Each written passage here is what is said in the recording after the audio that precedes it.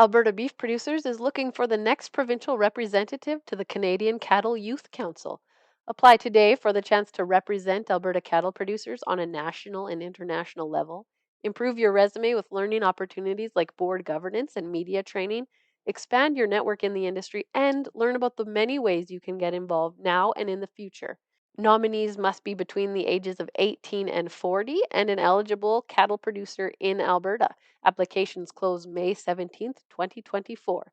You can learn more by going to abpdaily.com.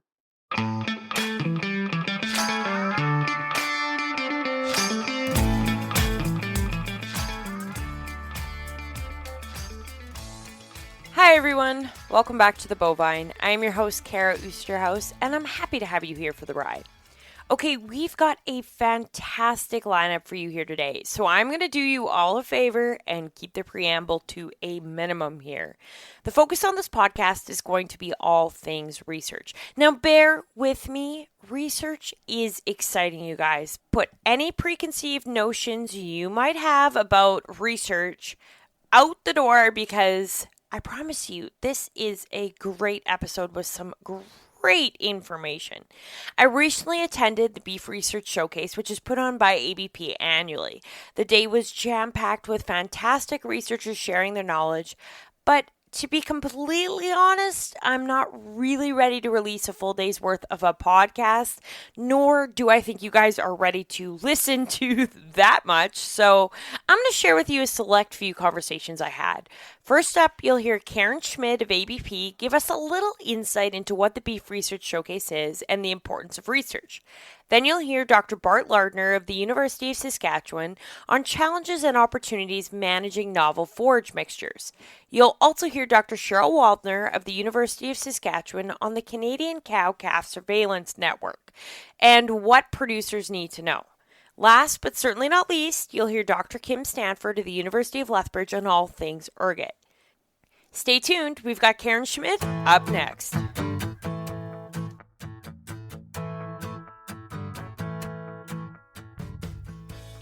This was such a fun conversation, and it's not very often I get to sit down with colleagues and discuss what they are up to. But after this conversation, I'm thinking we need to do that more on the Bovine, so stay tuned for that one. Anyways, as a result of this, Karin and I go down a bit of a rabbit hole. We discuss, of course, the Beef Research Showcase, but also how research works within ABP, the importance of disease preparedness, and even a little on Alberta AgriSystems Living Lab. Here's Karin.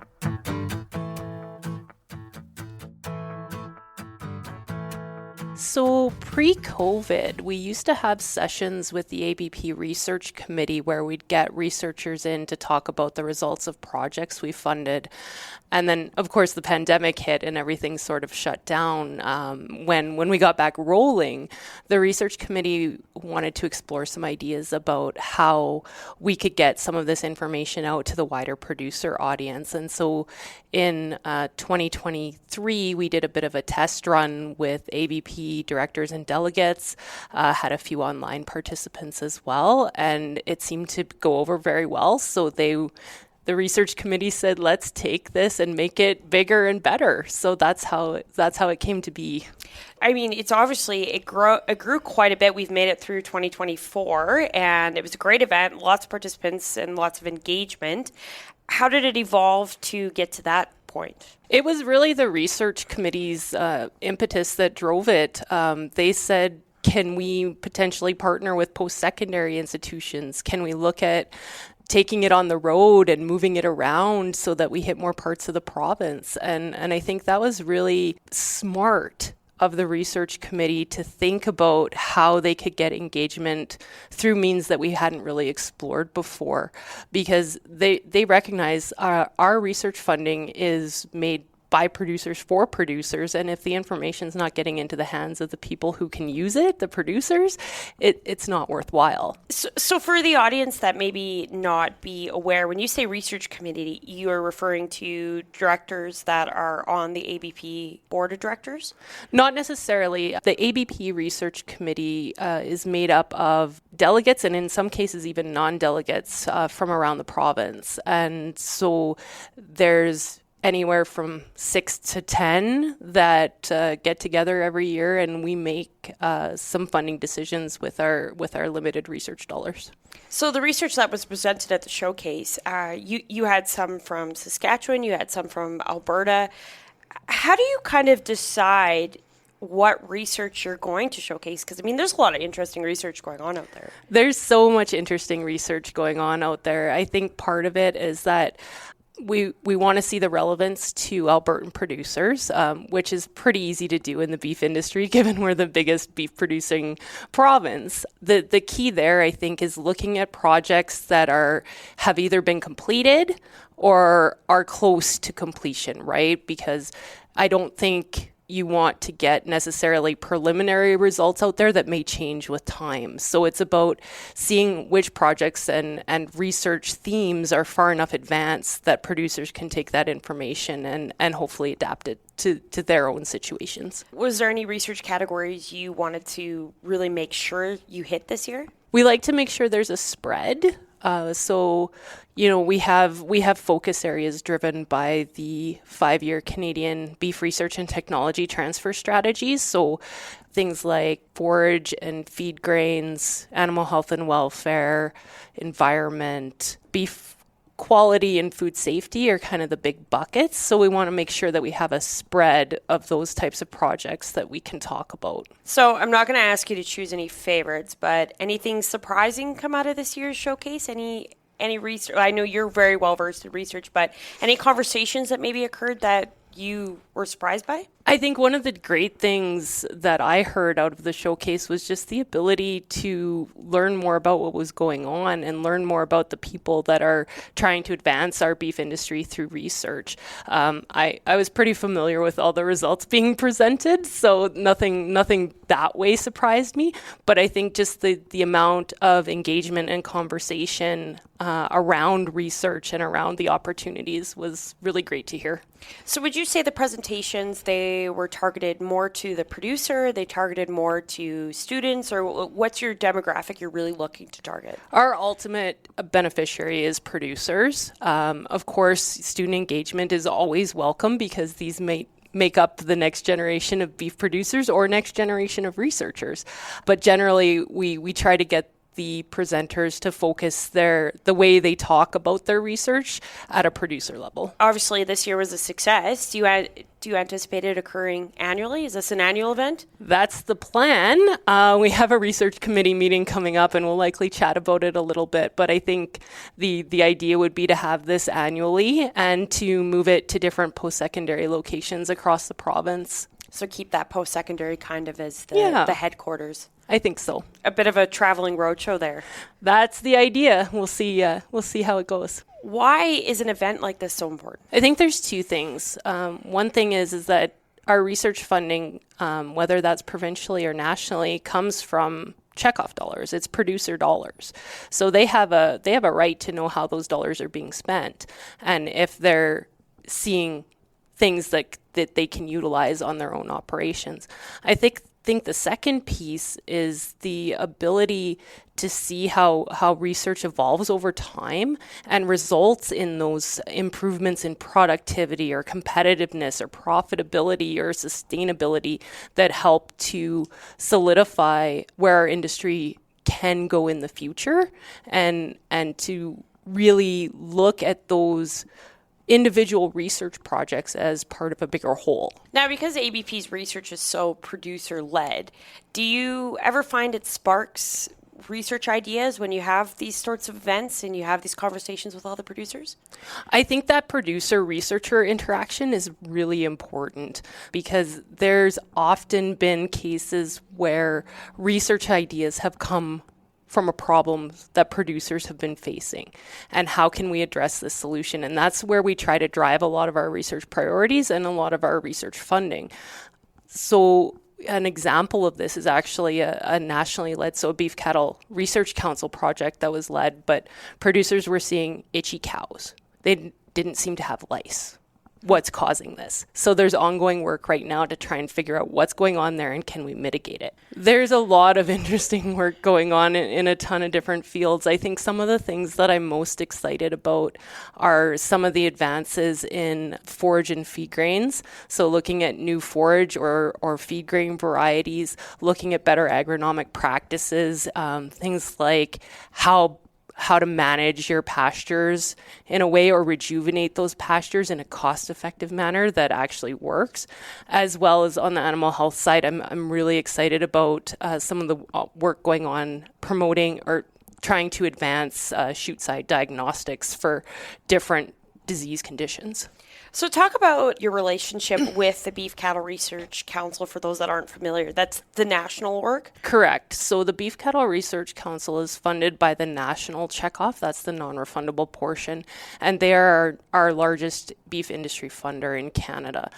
ABP, we're funded, of course, by the provincial checkoff, which is the refundable portion. But we work really closely together to make sure that our objectives and priorities are aligned, but not being duplicative. So we spend a lot of time working with the BCRC on reviewing research projects, even with other funders in different provinces, such as Alberta and Saskatchewan, ARDAR, Saskatchewan Agriculture Development Fund, to make sure that our priorities are being addressed and that we're not missing any key areas of research that might come in handy down the road, because of course it's a long-term proposition, right? So research done today, you generally don't see results that matter tomorrow. You see them in, 3, 5, 10 years down the line. So we have to be a bit forward thinking there. So we work really closely with them on that. And even further, we work really closely with them on the extension side. So they have a lot more capacity in that extension front, getting that information out in interesting and new ways to producers. So we collaborate on a lot of initiatives on that front as well. So we talked a bit about what you're excited about when it comes to research. Of course, sometimes the side is there's research that maybe on things we're not quite excited about, as in, like, I'm thinking here, foot and mouth disease. We're not excited at the prospect of it, but there's lots of research being done right now. Do you want to talk about some of that research? I think the big advances on the foot and mouth front are likely happening in other jurisdictions with regards to improved vaccine development. So a lot of that work's actually occurring out of the Purebred Institute in the United Kingdom. Of course, we never want to see a devastating disease event hit Canada, but it's usually better to be prepared. And I think that's a piece of research that sometimes gets overlooked, is that there's a bit of a research continuum, right? From basic lab bench stuff to stuff that producers can actually take and adapt on their farms. And you have to make sure that you're making investments in areas all across that continuum, because the basic stuff leads to the applied stuff. And now I know there's going to be a lot of differences between each disease, but on that preparedness file, is there some overlap between, are the lessons maybe we learned with things like BSE and looking forward into other diseases that could potentially be devastating? There is a bit of overlap in terms of the general preparedness cycle. I think there's definitely some nuances with every different disease that you might face, which makes them all a little bit unique. But the general components are the same around, biosecurity and how disease investigations happen. And then, of course, the recovery component, looking at those extraneous costs that are incurred because of that. I think, a lot of our research in the beef industry focuses primarily on those production limited diseases. So the things that impact producers' bottom line from day to day to day to day. So that's where I'm really excited about some of those diagnostic tools potentially coming down the pipeline in a few years. The foreign animal disease component can be a bit challenging because there's never any firm indication that this is going to happen tomorrow. It may happen at some point in the future. Hopefully it doesn't. So it can be a little bit hard to generate some of that same momentum versus things that producers are seeing every day: scours, bovine respiratory disease, liver abscesses, right? But I think there's a very heightened level of concern and understanding just looking at how some of these diseases are spreading globally, thinking about African swine fever right now, highly pathogenic avian influenza. And so I think there's a heightened level of awareness that we can't be caught flat-footed on this. And now talk about the importance of reporting diseases and how that plays into your research as well. You know, you're seeing something on your operation. It's important that makes it to the right people. The first line of defense is always your veterinarian. If you're seeing something weird, please call your vet. They'll be able to give you better guidance on how to proceed than I would. So I think that's the main thing, is that if you see something weird, don't just hope it goes away, because it could be a symptom of something much, much worse. Hopefully it's not, but it could be. And so, yeah, call your vet. And now, do you guys work closely with veterinarians and things like that? We do. We've run some research projects with veterinarians, but we're in pretty close contact with different veterinarians in the province, and of course the Office of the Chief Provincial Vet within the government of Alberta, just to make sure that, you know, if something is happening, that we're aware and we can be involved in helping to resolve that situation as fast as possible. So in terms of disease preparedness, or when do we need to worry? That, I think, is a great question. You know, I just talked about, you know, if you're seeing something weird on your farm, please call your vet. But this is really where surveillance initiatives are so important. And so things like the cow-calf surveillance network, things like the Western Canadian Animal Health Network, there's a few others, including the one that's run by CPARS, looking specifically at antimicrobial resistance and use.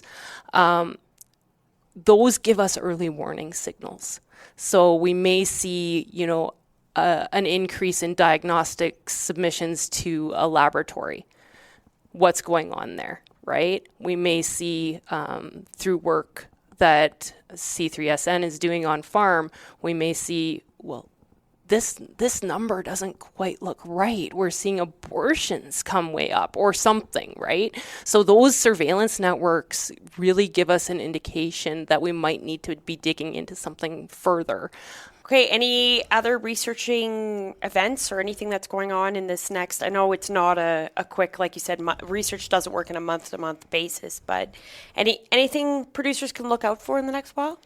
We have a few webinars coming up with the Alberta AgriSystems Living Lab, one looking at toxic plants, one looking at some watering systems for grazing situations, and one looking at managing wildlife conflict with extended grazing type situations or other type situations. So we've got those coming up.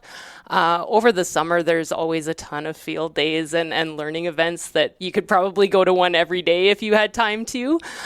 So I think stay tuned to the ABP events page on Daily and pick and choose what interests you the most.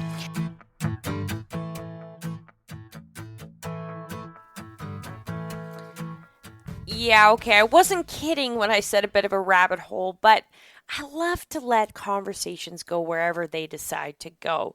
And Karin is so great about just answering all my questions. So, Karin, thank you very much for putting up with me. Sometimes these are the conversations when you sometimes learn the unexpected, isn't it?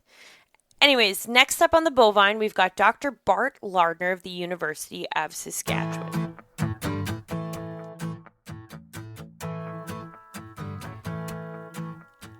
I had the opportunity to first meet Dr. Lardner at the Canadian Beef Industry Conference in Penticton, BC a couple years ago, and I'm going to be honest, I absolutely loved the conversation we had.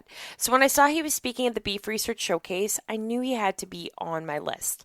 We discussed all things forages. One thing I found interesting is we discussed the positives of doing research under drought conditions. Now, many of you probably know I live and reside in a drought zone, so it's hard to imagine any positives of drought, but I guess there are some silver linings here. We also discussed the fact that perennials are long-term investments. So ensuring the fertility program is where it should be is really crucial to the success of the crop. Of course, there's so much more we discuss, but I can't give it all away ahead of time. Here's Dr. Bart Lardner.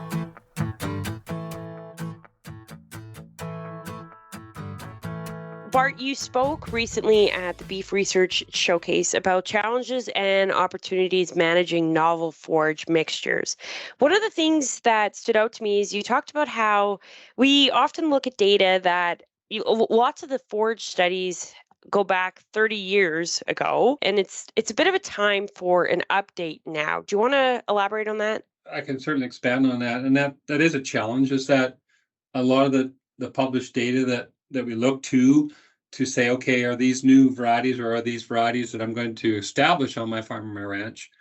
Where's the performance data? Where was the small plot data? And then also a lot of the companies that are selling forage varieties don't have to have any grazing data behind that particular cultivar. So, I think it's important that producers know that when they're going out to buy these either binary mixtures or multi-species mixtures or even monocultures, just trying to get them established. And so it's kind of hit and miss in terms of whether they'll work for you wherever you live, in Western Canada. So that's a challenge. So what are some of the objectives of the main research you're focusing on? Well, the primary objective is to obviously evaluate some of the newer varieties that are being released by the forage breeders in Western Canada, specifically the forage breeders here at University of Saskatchewan and also at Lethbridge or other locations, and say, okay, let's put them to test. Let's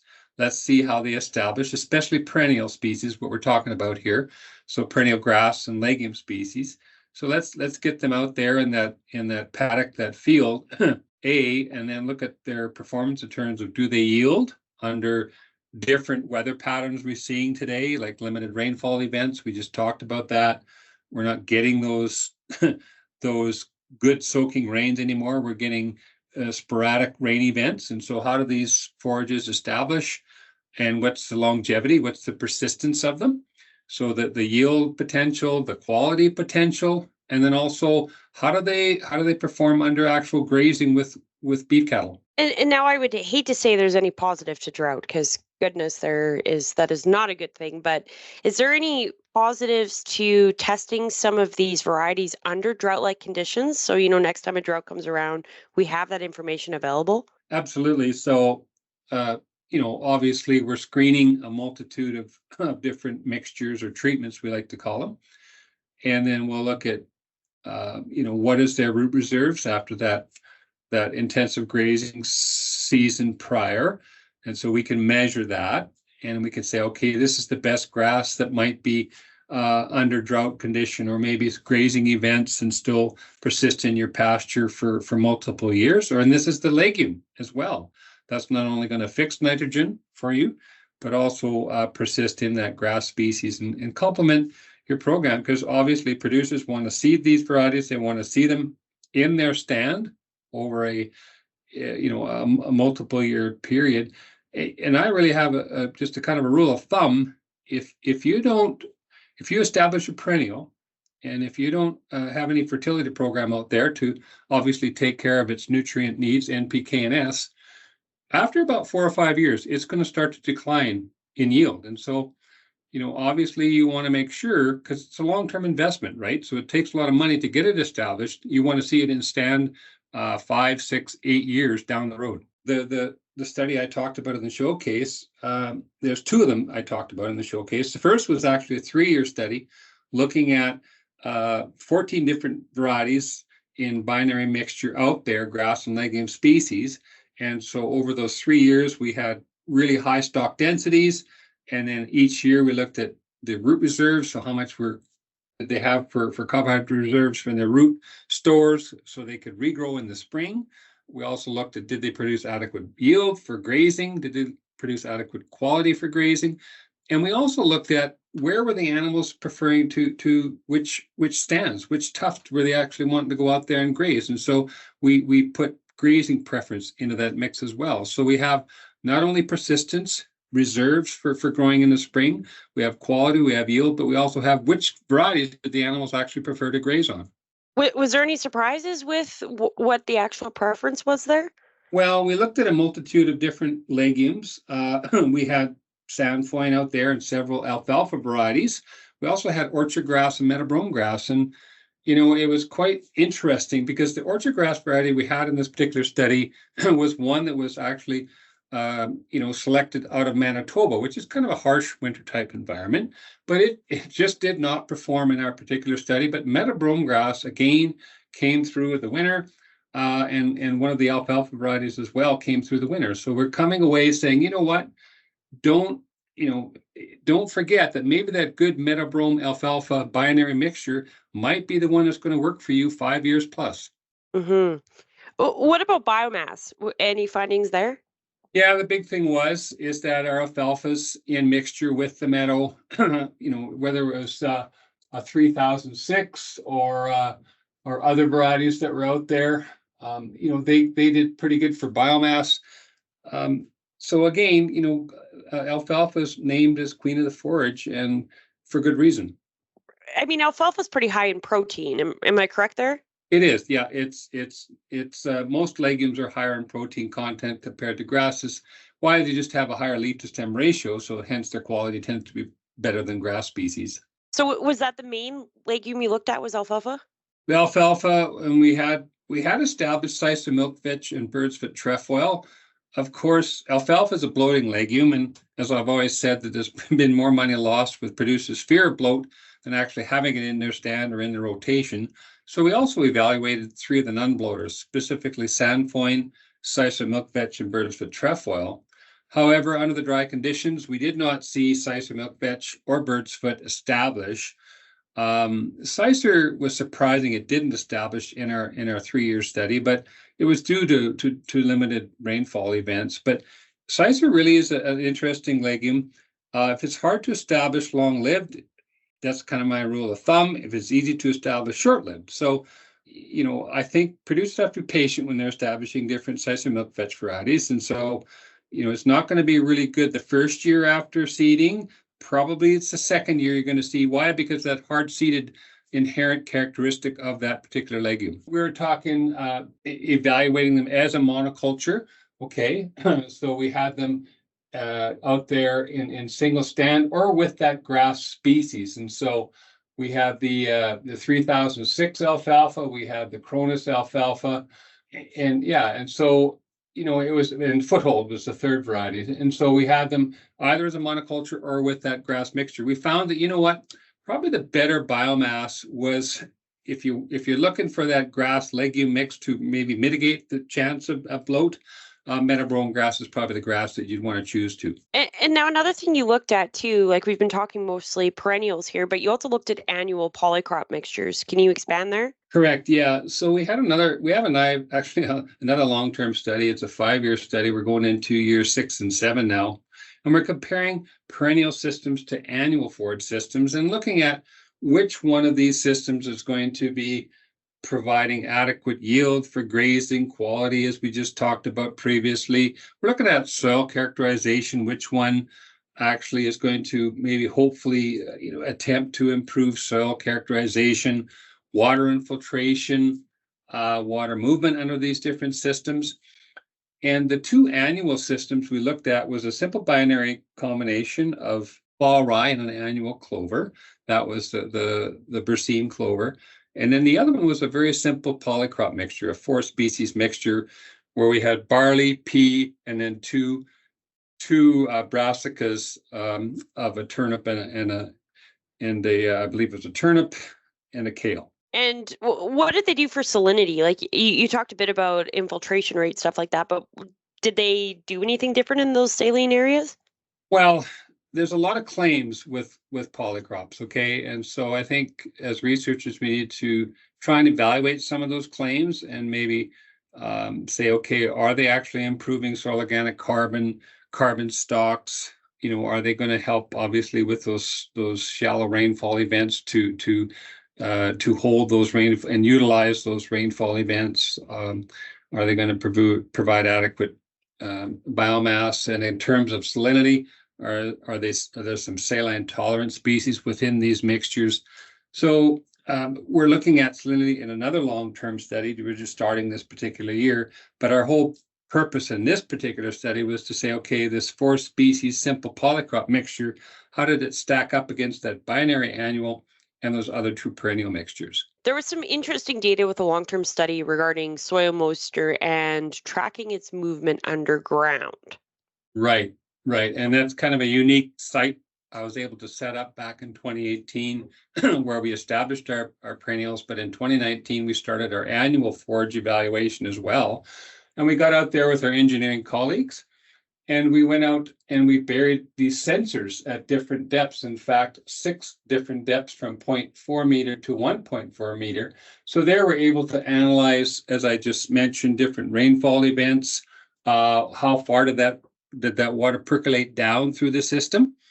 And it was really interesting.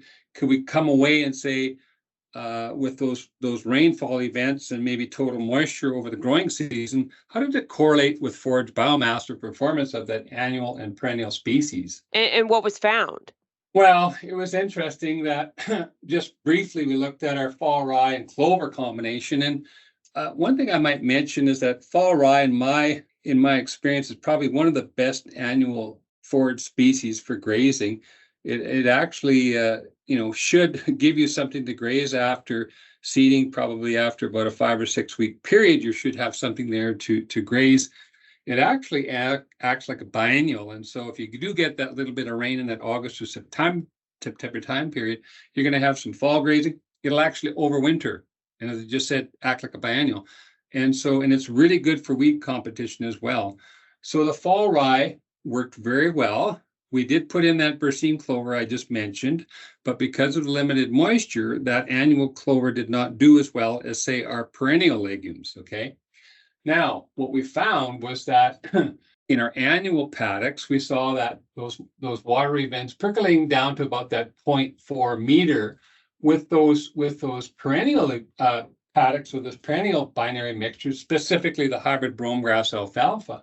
We saw the water actually percolate down into nearly that 0.6 to 0.8 meter depth. Why? Because of the different rooting biomass diversion of tap roots versus fibrous root systems. What, I guess, were your conclusions on the species and mixtures for extended grazing periods, especially in those dry areas? Well, I think we're trying to come away. It's difficult to pick a winner, right? Because what is your objective? If it's yield for grazing or high quality biomass for grazing, you might go with the hybrid alfalfa.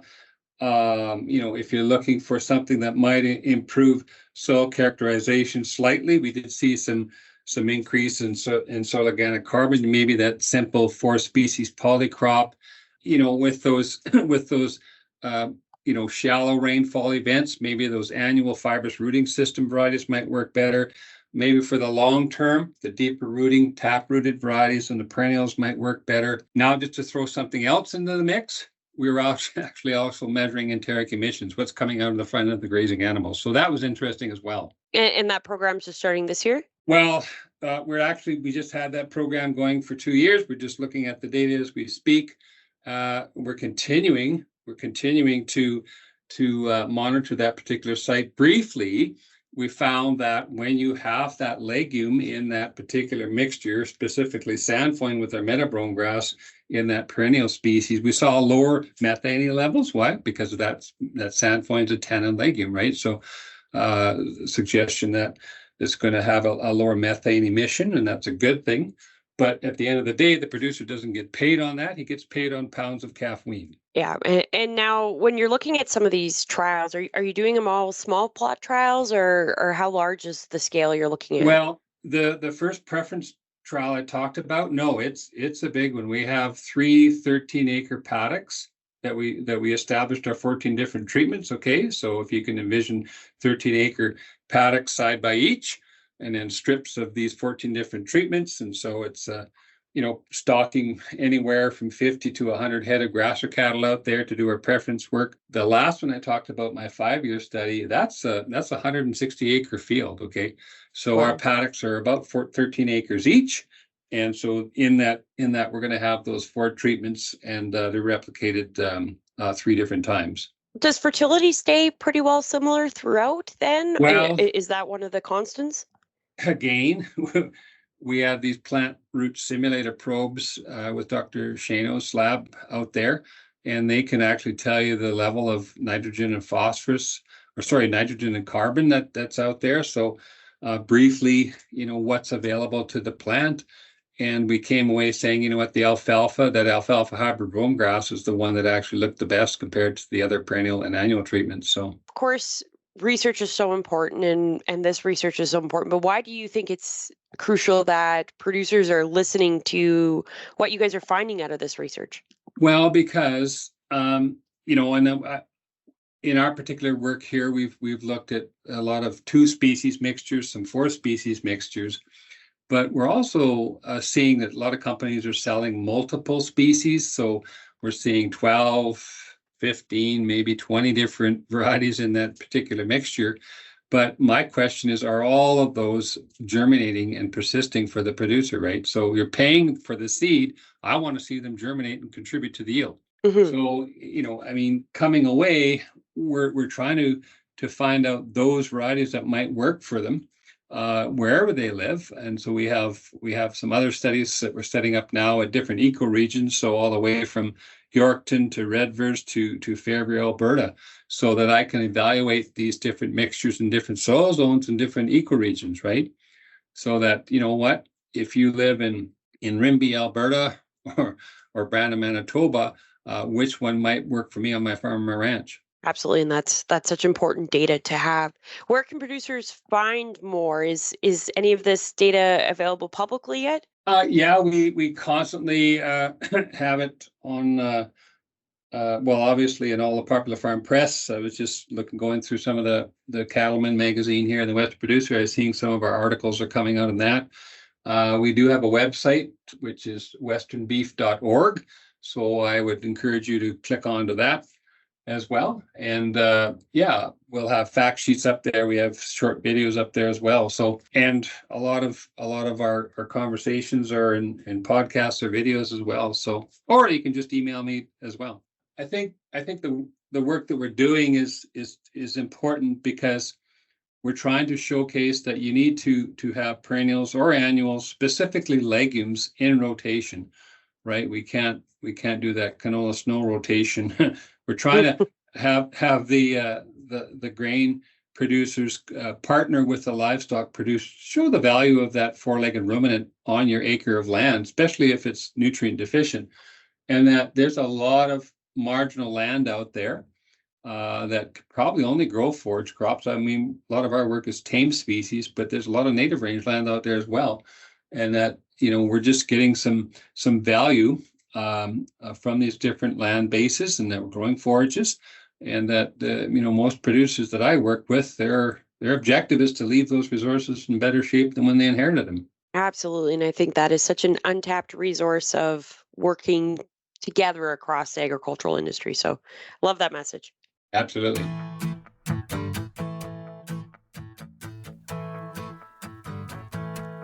Benchmarking. We hear the word all the time, but how often do we actually benchmark ourselves to others in the industry? And I'm talking with relevant information here, not just looking across the fence line and saying, okay, what are the neighbors up to over here? No, some actual data-driven benchmarking. The Canadian Cow-Calf Surveillance Network is doing just that. Find out what the network is and what research they're currently looking at in my conversation with Dr. Cheryl Waldner.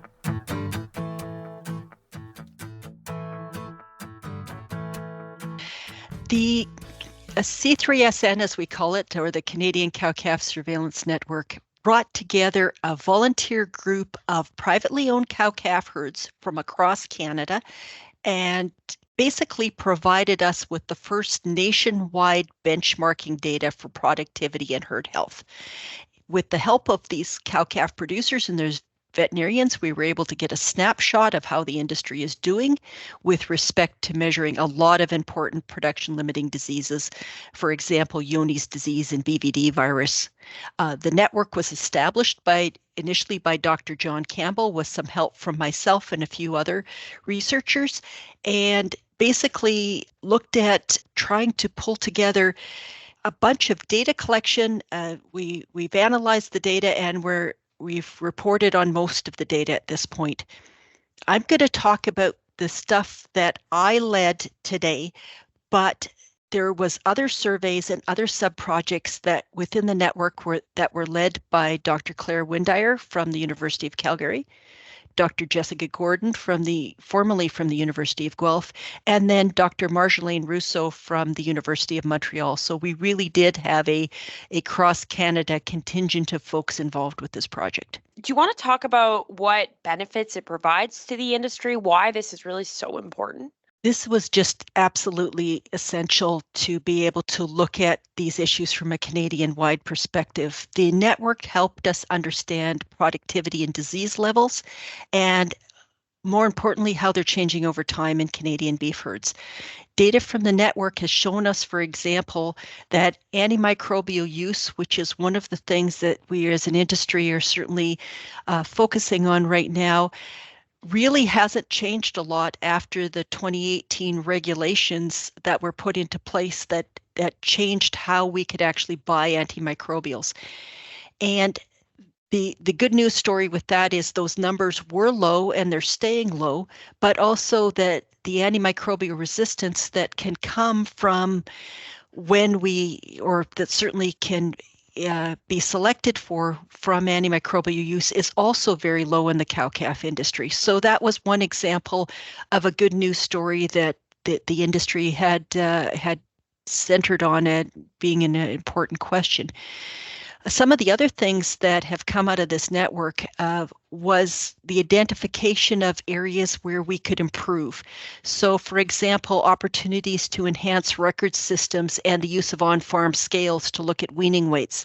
Getting the most benefit out of some of the commercially available vaccines that are out there. And then optimizing trace mineral supplementation, which is an area that I think a lot of cow-calf producers are very interested in. And working to try to reduce the numbers of cattle that are impacted by copper deficiency. That's the one that seems to rise to the top pretty consistently. The final thing was that the network also found that Johne's disease, bovine leukosis virus, BVD, and lepto, which are some of the diseases that we worry about, are still at relatively low levels across most of our herds. And that we were actually able to use these data to actually develop tools to help producers and veterinarians better manage these diseases in their herds. So I'd like to dive into some of these findings a little bit more, but first off, I want to ask, how does reporting on a farm play into the whole surveillance network? Why is it so important that producers are coming to you with what they're seeing? Having on-farm data is so important. I'll just start with, from a selfish perspective, it guides the research that we do at the vet colleges across Canada by knowing what problems producers are having, what the needs are of the industry. We have a much better idea of where to focus our research efforts. So that's the answer from a selfish point of view. But from the industry point of view, knowing where we're at, where those opportunities for improvement are, and how much we can learn from each other as an industry, because my husband and I also have a cow-calf operation, so I'm part of this mix. And by producers sharing their data as part of this network, it allows us to learn from each other.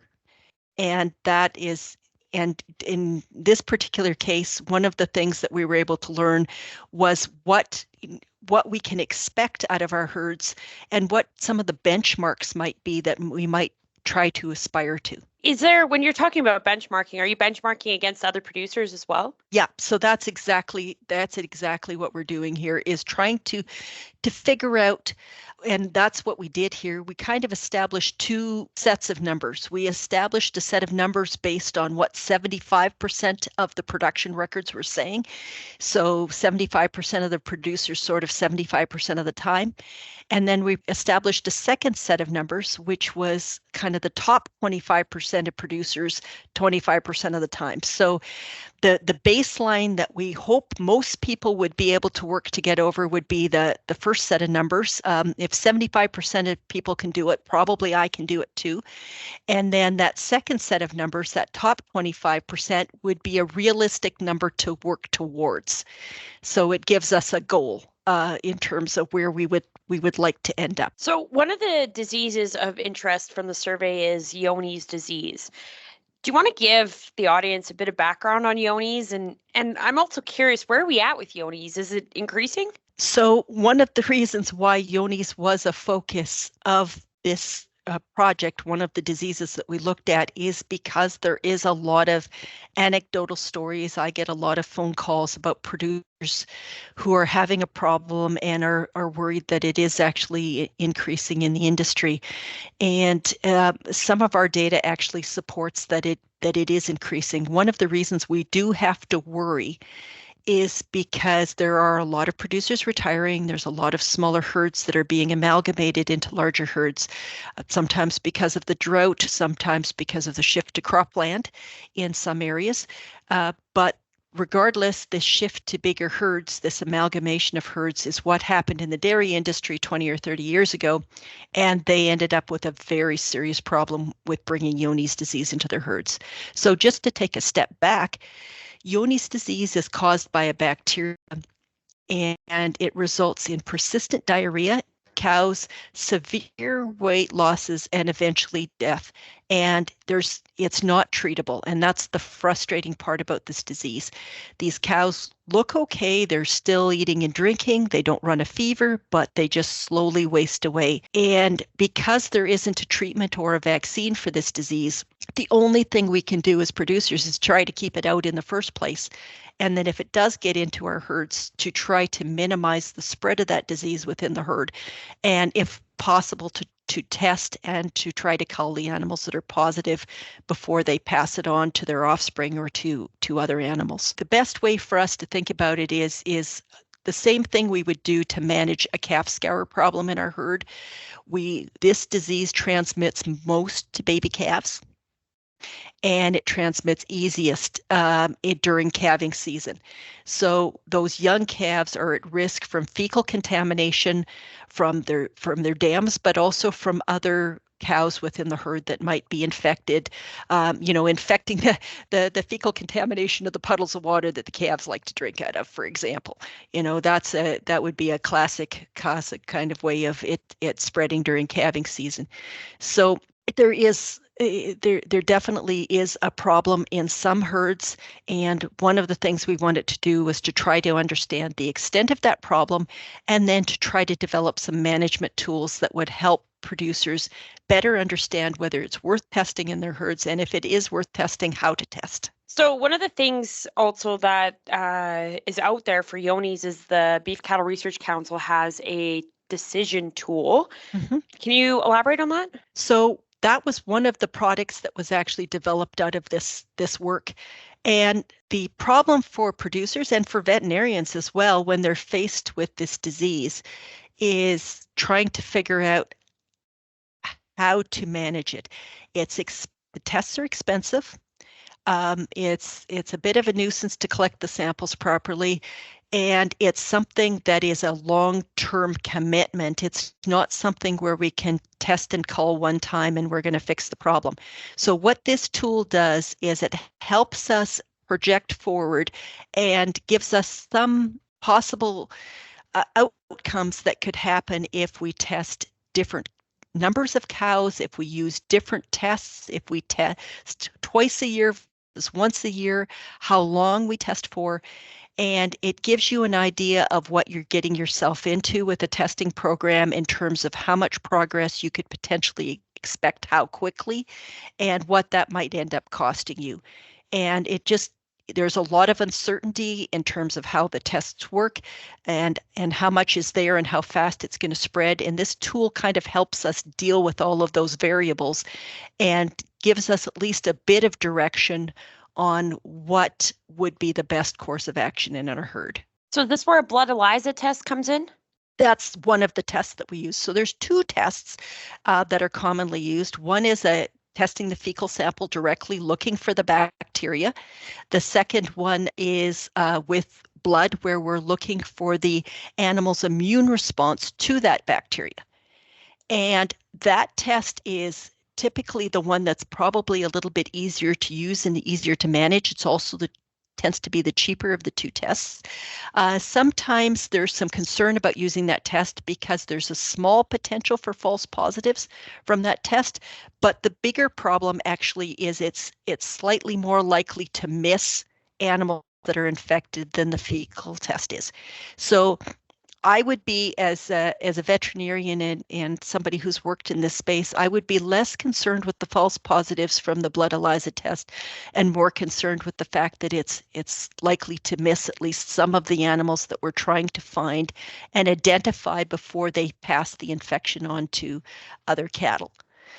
And it doesn't work quite as well, but it does work well in terms of an initial screening test. If you want to figure out if you've got it in your herd and how extensive the problem might be in your herd, it's probably a quicker and easier way of getting an idea of what's going on and a cheaper way of getting an idea of what's going on than the fecal test is.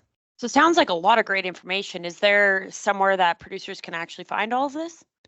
I would recommend going to the BCRC's website, and they actually have a really good overview of Johne's disease, of the different testing options, and then access to the tool itself. And the tool is something that you would probably want to work with your veterinarian on.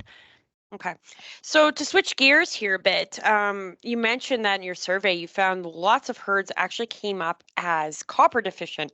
Why? What's the reasoning for that? Oh, we're just lucky that we live in a part of the world where there's not a lot of copper in the soil or in our forage. So we're starting off at a bit of a disadvantage. But what complicates that issue, we think, okay, we know that it's relatively easy. We can put out free choice trace mineral supplement for our cattle and we should be okay.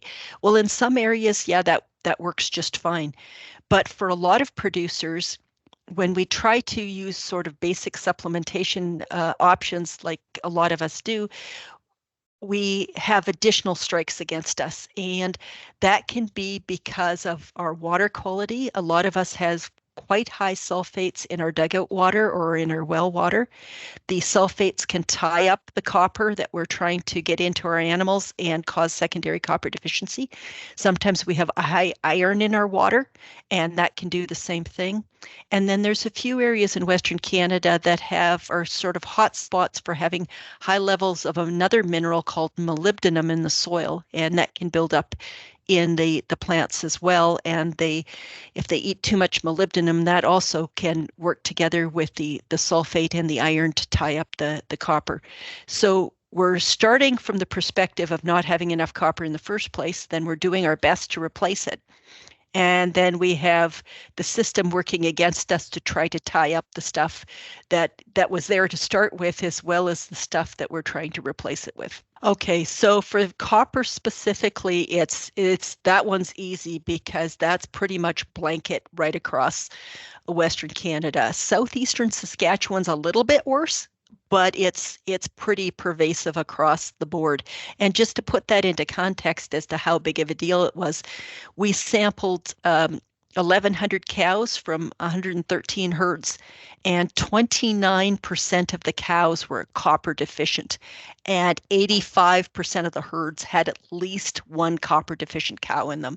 So this is a problem that is very, very, very it's just right across the board. So another thing you spoke about as well was BVDV. Do you want to talk about what that actually is? Bovine viral diarrhea is just a nasty little virus that can cause all sorts of trouble.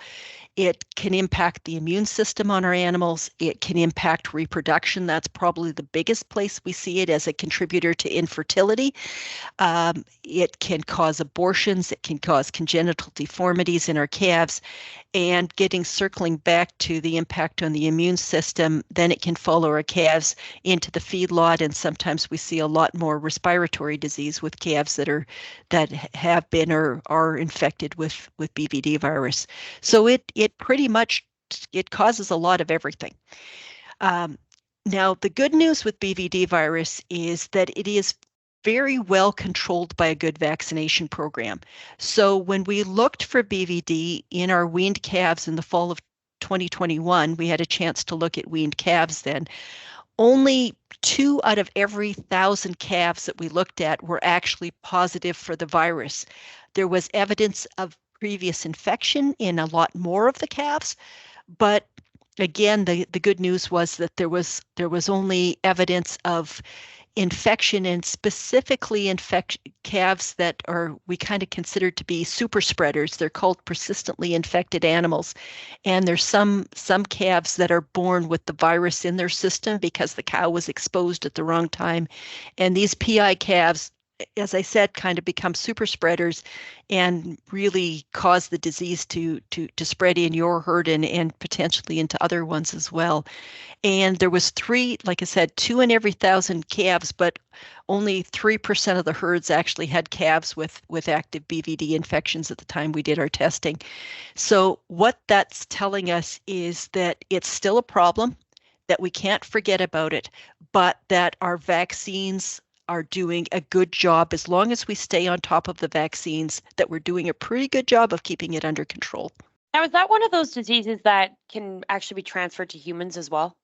No, this is one of those diseases where we don't have to worry too much at all. We're actually in pretty good shape there. It's very cattle specific. So speaking of vaccines, you also did a vaccine survey. Do you want to talk about the key findings there? This again is a very much of a good news story. Now, taking into account that the producers who participated in the study are very likely some of the folks who are most likely to be using technology and to be using vaccine programs and to be working with their veterinarians, the vast majority of people who participated in the network actually do use what we consider to be the core important vaccines for cows and calves. And those are vaccines against the 4 important viruses, BVD types 1 and 2, because there's 2 types of BVD. It's not a simple disease. It's a bit of everything.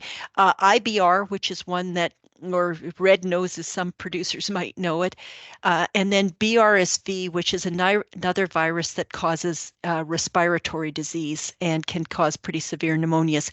The other vaccine that's considered a core vaccine that everybody's doing a pretty good job of is Clostridial disease, and it's not we don't want to just vaccinate for blackleg anymore. We want to be using the 7 or 8 way vaccines that cover the range of Clostridial bacteria. And again, almost all of the producers were doing a good job of that. There's also a very high number of people that are using scour vaccines, but that's a little bit more producer specific, depending on your calving management program as to whether that's an important vaccine for you. And then depending on whether you're having trouble with pneumonias or not, there's a lot of producers that are using a specific bacterial vaccine, Mannheimia vaccines for nursing calves. So that's another one that was used quite often. But again, the need for it will depend on what problems you're having and what your veterinarian recommends. There was a couple of important, just quick things in terms of opportunities for improvement that I'd like to mention here. Sometimes we forget about our bulls. We do a good job of our cows. We're doing a surprisingly good job of our calves. There's a lot of, concern about producers being reluctant to, cow-calf producers, or historical concern that cow-calf producers were reluctant to spend money on vaccinating their calves when they sell the vast majority of them in the fall at weaning. But that seems to be shifting, or at least in this population it is, where most of these calves got one dose, and if not two doses, of the core vaccines before weaning. So we're doing a pretty good job there. But our bulls, there's only 75% of them that were getting vaccinated with the core vaccines. So I would argue we don't want to forget about those, because they can be a way of transmitting these viruses within our herd. They're a big investment for most of us, and they're a nuisance to handle, yes, but it's important that we don't forget about them. And what about how we're actually giving the vaccines? I'm thinking like intranasal vaccines in calves. The intranasal vaccines in calves are being used a lot more than they were the last time we did this survey in 2014. That's the last, actually I should say 2016 was the last time that we did a vaccine survey, and the numbers have gone up a lot. The intranasal vaccines are typically for bovine respiratory disease or pneumonias, and these pneumonias are the most important reason for antimicrobial treatment in calves, even slightly more important than scours, which might surprise a few producers, unless you've been one of the folks that's affected. So these affected producers are looking for options to reduce the risk of disease, and the traditional vaccines, which are injectable vaccines, don't work particularly well in very, very young calves, because antibody that they get from their mums through the colostrum can actually interfere with how well the vaccines work. It doesn't shut them down completely, but they don't work quite as well as they should because of that antibody that the calves are getting from their mums. Intranasal vaccines work differently. They work right at the sort of the surface that's being infected by these viruses. And we do now have products that work for the viruses, for BRSV and IBR, two of the important respiratory viruses, as well as the two important bacteria, Mannheimia and Pasteurella. So we have good intranasal options that are safe.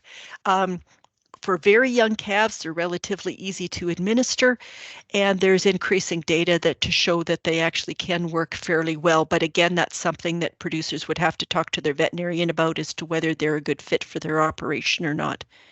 But there's 33% of the producers in our program are actually using intranasal vaccines for viruses in their calves.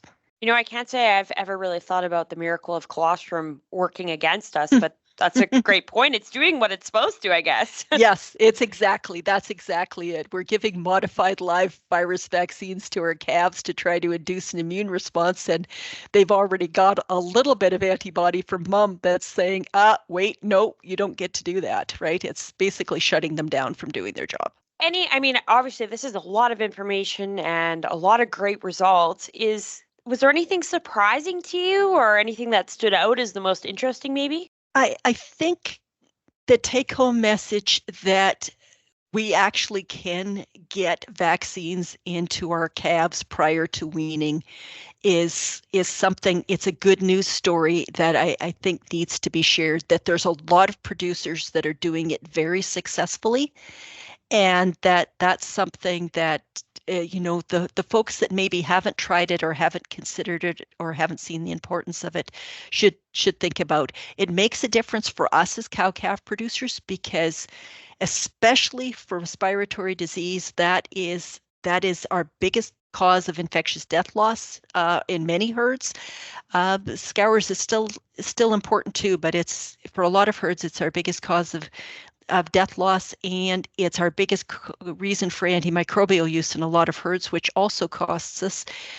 But also, when we sell these calves in the fall and they go to the feedlot, if they're vaccinated ahead of time, that's just that much reason better preparing these calves for life in the feedlot, much less likely that they're going to get sick, and much more likely that they're going to be able to respond to the vaccines that they get there if they're already primed ahead of time. So I think that was a good news story that I would really like to see get out from this work. So how often does the Canadian Cow-Calf Surveillance Network actually send out surveys and conduct research like that? Is that an annual thing, or how does that usually work? That's a really good question. The data comes, we collect some data every year. We try not to be too demanding of the folks that are on the network. So they share their productivity records every year. And then every year we also ask them one specific survey. So examples of some of the surveys that I've talked about today would be their antimicrobial use. And then the vaccination and technology uptake survey was another example of one of the surveys that we did. Across Canada or just in Western Canada? No, this is across Canada now, and we've actually just started another round of the network. We've got our producers recruited and we're just getting going. We're sending out records to these folks, and we will be sending out our first survey to them this summer. So we're excited to see this is going to be the third round of the network and the second round of the network that is across Canada. Is that all closed now at this point? Are you looking for more participants, or you've got who you need sort of thing for now? We've got most of who we need, but if there are folks that listen to this conversation that are very interested in it, that to please feel free to contact me directly or the BCRC. I think Alberta Beef Producers also has contact information for the network, and I'd be happy to visit with you because it's possible that we might end up having opportunities to enroll a few more folks. I think this is just such a good example of producers being able to share and learn from other producers, and that we've got a lot of good information. There's a lot of things that we're doing really, really well. There's a lot of good news stories here, and that we need to make sure that we get that information out as an industry.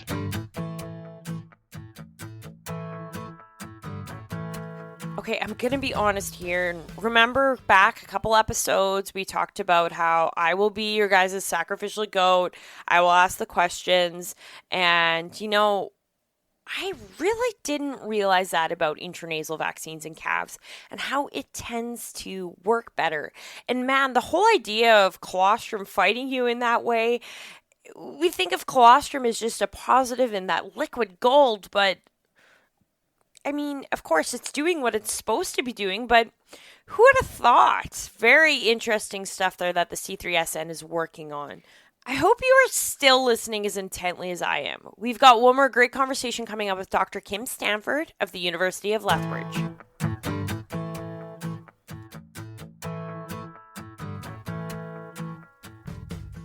Ergot. How much can we feed of it? What happens if you feed too much?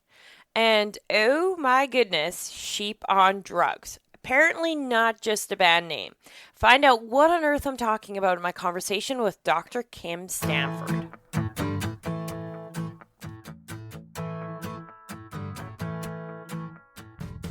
Ergot is produced by a particular fungus that infects the cereal grains when they're flowering. This fungal spore will land in the flowering head of the cereal grain, and then it will replace a kernel with an ergot body. Sometimes they're called sclerotia. Ergot bodies is simpler, so we'll stick with that. But then this ergot body is vaguely somewhat similar in size. Often it's a little bit bigger than the cereal grain, but it's purple or blackish kind of in color, and that's where all the mycotoxins are present in the ergot bodies. So once those get into feed, that's what's going to make your cattle sick. Okay, so you're digging through your feed and you're looking for signs of ergot. You mentioned it's dark in appearance, but is there anything else that really gives it away? A little piece of kind of purplish, blackish bird poop is kind of what they can look like. It's got sometimes a little bit of a curved shape to them. They're you can see them, like often you can see them before they fall to the ground when you're just going. A lot of them in ditches, like when you're just outside of fields, you can see grasses and not just grain. All members of the grass family are vulnerable to ergot. So you can see like strange kind of instead of grass seeds, you'll see these strange looking darkish larger ergot bodies there. So or in grain too. So with ergot, we often hear about how maybe you shouldn't be feeding as much, things like that. But how does it actually present in the animal? Well, you can feed a little bit, and that's what we're trying to figure out is how much can you feed without it causing serious problems. So what it's doing is there are alkaloids inside the ergot bodies, and these are toxins. So they're causing a lot of the symptoms of ergot are due to vasoconstriction. So it's making the blood vessels constrict. And if that gets severe enough, it can lead to things like lameness in your cattle, or even worse, like it can get even more severe, like very high concentrations of ergot, and the whole hoof can slough off, or it can look like you've got frost damaged ears or tails. The parts of the body that are most extreme, like have the least blood flow, would be most vulnerable to vasoconstriction from ergot. But it's one symptom that quite often is found is just the cattle will not eat as much of their feed. Like they'll reduce their intake, but that's not always the case. So that's it that can happen or not. But the ergot also interferes with a hormone, prolactin, which is important in growth and also in milk production. So some of the symptoms of ergot exposure in cows after they calve, they can, if they're exposed to a lot of ergot, they can just stop producing milk altogether, and they won't produce any more milk for the rest of that lactation. They're done until they calve again, which is quite awful. If you have a bunch of cattle exposed to ergot, then you suddenly have a lot of calves that need bottle feeding, which is no fun at all. Okay, so correct me if I'm wrong here, but LSD, like the early forms of LSD, the drug was actually made from parts of ergot, right? Like there's a mental aspect. Yeah, no, I didn't get into that. Yeah, there's a whole bunch of different alkaloids that can be present within the ergot bodies. Some of those are the more vasoconstrictive types, and the others are more, we'll call them psychotropic. They're like the LSD drug type things. So that can cause cattle to just not behave normally, like act strangely. I was feeding, like it was an ergot feeding study to some sheep, some lamb. So this is a few years ago, and the lambs were just acting really strangely. Like normally sheep will run away from you and are scared. These guys, they just didn't care. They just kind of strolled out of their pens. So I called that my sheep on drugs trial, because that was what they were kind of acting like. And so, yeah, you can get odd behaviors as well, depending on what alkaloids are present in the ergot. Let's dive a bit deeper into these alkaloids here. Which ones are of concern? They're all of concern. They come in two different forms. Like they're really large, complicated molecules that have a central axis. And depending on which way that axis spins, then affects then that makes like two different forms. They call them epimers of the alkaloids. And when I first started, like 10 years ago, when I first started on studies with ergot, everybody assumed that the S epimer was not toxic, like it was less toxic than the R epimer. But some newer studies that have been coming out have shown that no, the S is toxic as well. So it's and the names of the alkaloids then that's how they distinguish between the R forms and the S forms. So the R forms end in a lot of them INE, and the S forms are INE, like I9. So they've got an extra. So you've got ergotamine and then ergotamine 9. Like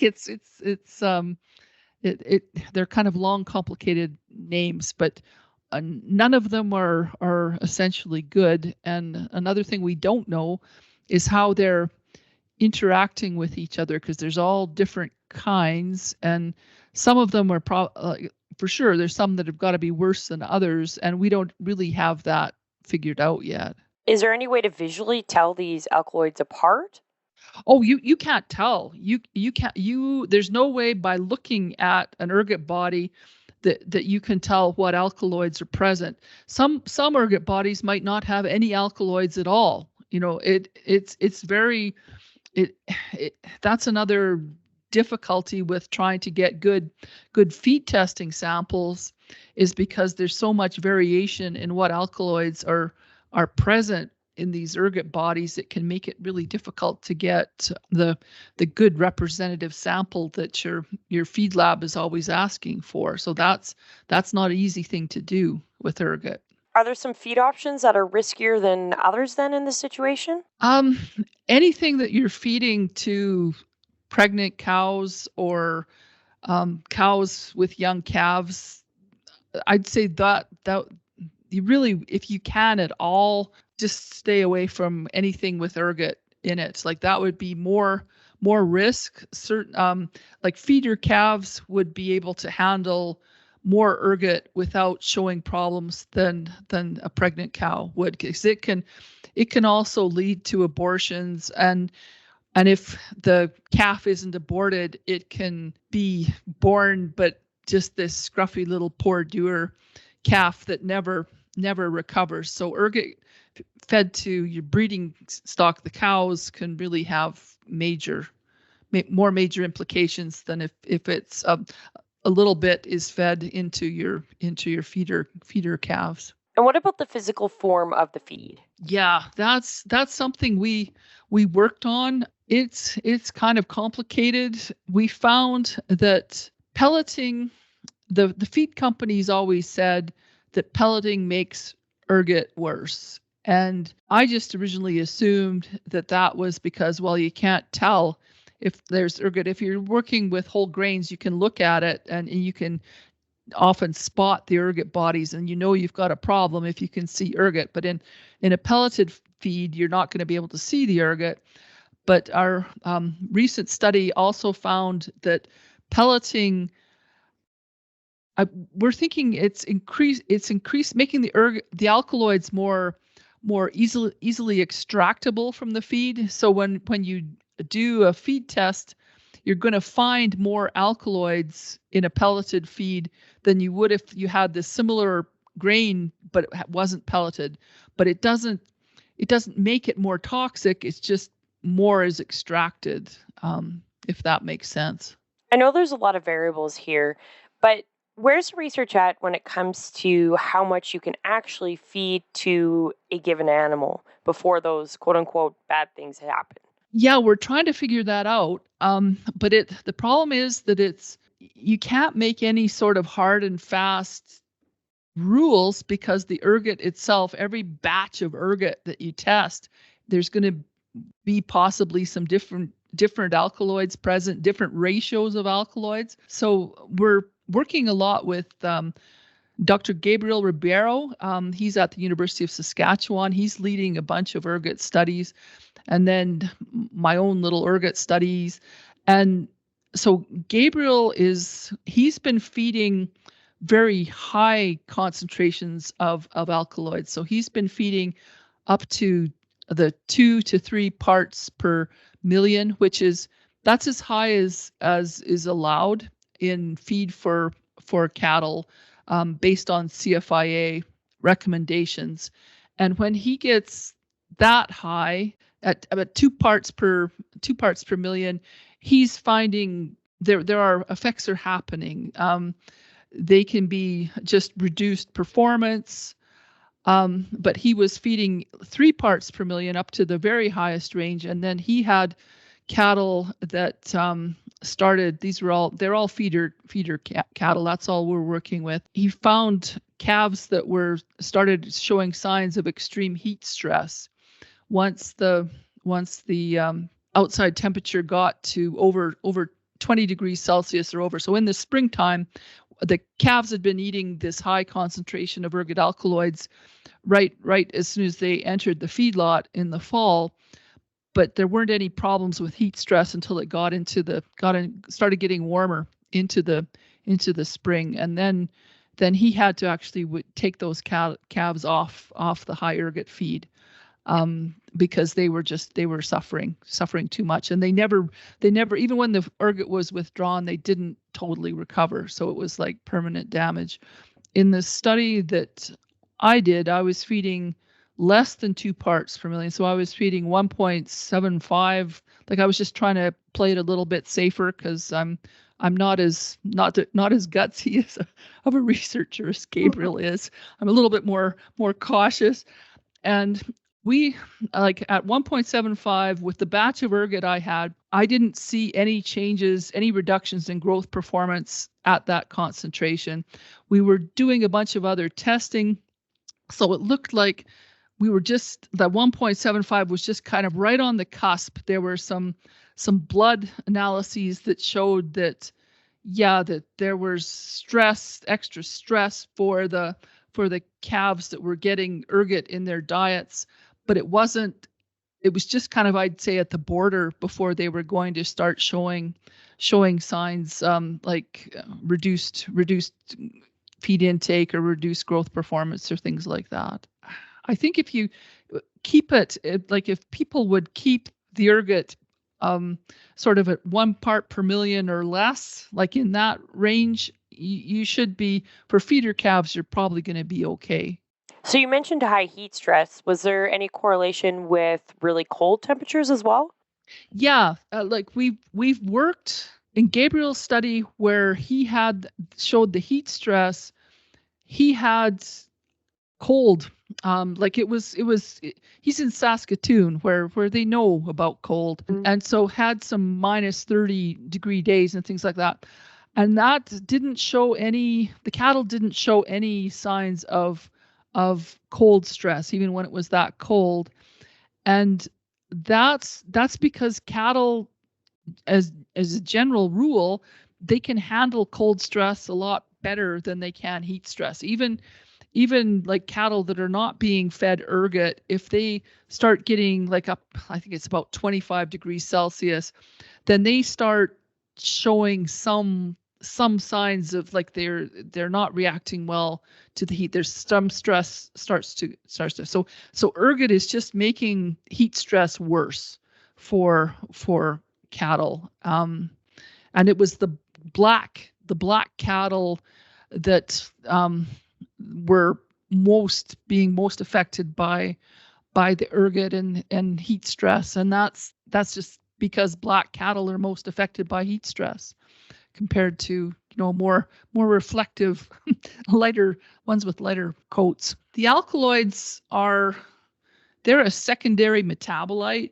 of the fungus, and so they're produced based on some kind of stress that the fungus is experiencing, but we don't really have a good handle on what it is, like what is producing more alkaloids versus not. Like I think that's really worthy of further study to see if you could like this would be more of a plant breeder kind of a study where you could have ergot in a greenhouse and expose it to different conditions and see what alkaloids were being produced. Like that would be really useful information, but nobody's done that yet. Is there a difference between cereal ergot and fescue ergot? Oh yeah, that's another.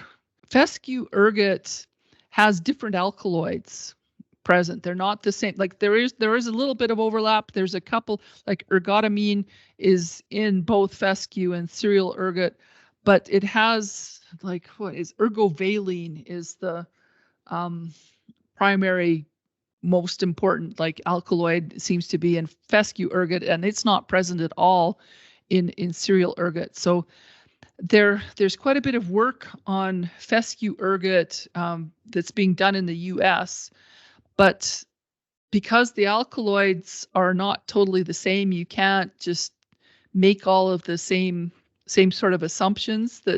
So there's some useful crossover of information, but it's still, because it's different alkaloids, you got to be a bit careful. Thing to do if you've got some ergot is to just carefully feed, just blend little bits of it to use it and get rid of it that way. What about any eradication methods? Is there anything that can be done? Oh, well, cleaning, yeah. That's why like people are we used to have to worry about ergotism in people all the time. Like that's from eating infected, like contaminated grain, but modern seed cleaning techniques were pretty safe.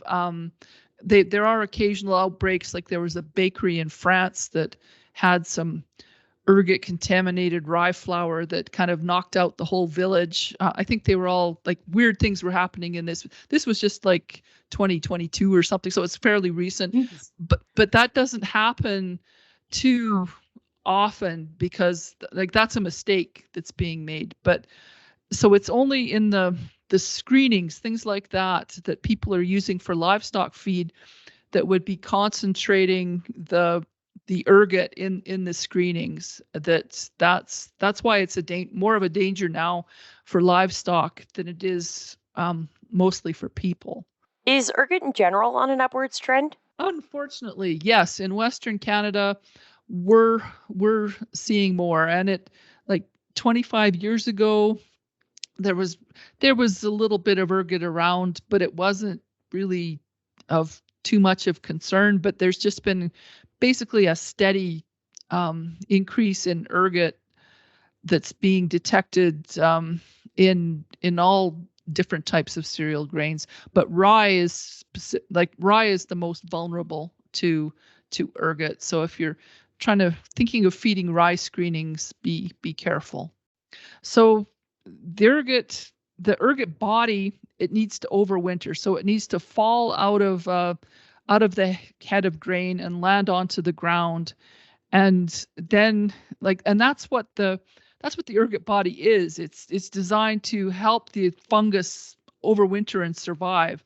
And so then next spring, a new little fruiting body will form on the ground where that ergot body fell. And then that's what's going to be releasing the spores that are going into the flowering head of grain. And if the weather conditions it's really kind of humid when the grain is flowering, that's when you're more at risk for getting more ergot transmitted. Just getting geared up for another series of studies. But yeah, we learn something every time we work with ergot. So it's definitely like no shortage of stuff to try to figure out. Sometimes it's a little bit discouraging just because there's so much we don't know. But guess got to carry on and keep trying to figure things out so that we can give some better results.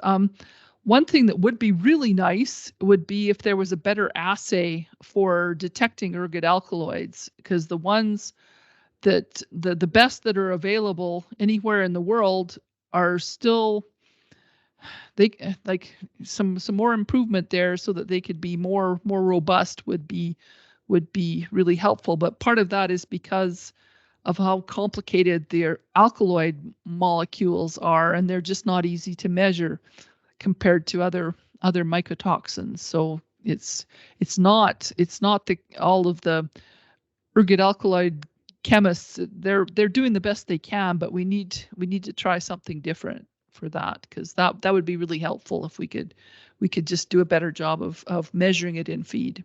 And I'm hoping it's not going to be a bit like, it'd be nice if there was less ergot around. I'd be quite happy actually, if ergot just kind of went away. But I'm kind of afraid it's not going to happen.